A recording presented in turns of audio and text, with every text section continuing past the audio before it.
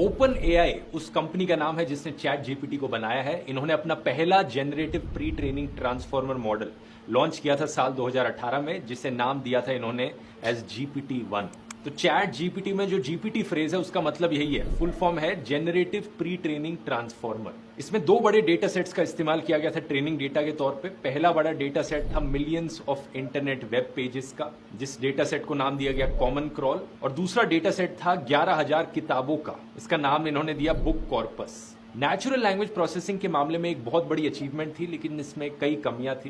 ये बहुत सारा रेपिटेटिव टेक्स्ट हमेशा जनरेट करता था। इसके टेक्स्ट सीक्वेंसेस भी बहुत छोटे रहते थे, लेकिन ये एक फाउंडेशन की तरह काम किया। फरवरी 2019 में ओपन एआई इसका सीक्वल लॉन्च करता है GPT-2 नाम से। इसके 1.5 बिलियन पैरामीटर्स थे। GPT-1 के सिर्फ 117 मिलियन पैरामीटर्स थे। पैरामीटर्स बेसिकली वो वेरिएबल्स हैं जिनके बेसिस पर पैटर्न रिकग्निशन करी जाती है जीपीटी मॉडल के द्वारा। जैसे कि अगर हम एक लीनियर इक्वेशन देखें, x = my + b, इसमें x और y वेरिएबल्स हैं और m और b पैरामीटर्स हो गए। तो ज्यादा पैरामीटर्स की मदद से ज्यादा एक्यूरेट प्रिडिक्शंस हो पाएंगी, ज्यादा आसानी से पैटर्न रिकग्नाइज हो पाएगा इस बड़े ट्रेनिंग डेटा सेट में। फिर आता है दोस्तों साल 2020 में GPT-3 मॉडल, जिसमें 100 गुना ज्यादा पैरामीटर्स का इस्तेमाल किया जाता है, 175 बिलियन पैरामीटर्स। यहां पर एक सबसे बड़ा इंप्रूवमेंट देखने को मिलता है, और जो ट्रेनिंग डेटा GPT-3 मॉडल को फीड किया गया था उसमें कॉमन क्रॉल, बुक कॉर्पस के अलावा विकिपीडिया के पेजेस भी थे, कई और किताबें और आर्टिकल्स भी थे।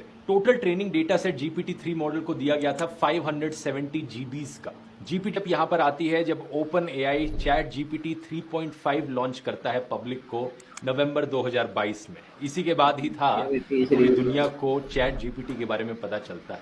और 3 और 3.5 के बीच में एक बड़ा क्रिटिकल डिफरेंस था। 3.5 में इन्होंने एक स्पेसिफिक टेक्निक का इस्तेमाल किया जिसका नाम है reinforcement learning from human feedback, RLHF। Transformers के अलावा इस टेक्निक की इम्प्लीमेंटेशन से ही चैट जीपीटी और भी ज्यादा एक्यूरेट बन गया, फ्लुएंट बन गया और एक मैजिकल टेक्नोलॉजी की तरह लगने लगा। तो आइए अब इस RLHF टेक्निक को डिटेल में समझते हैं।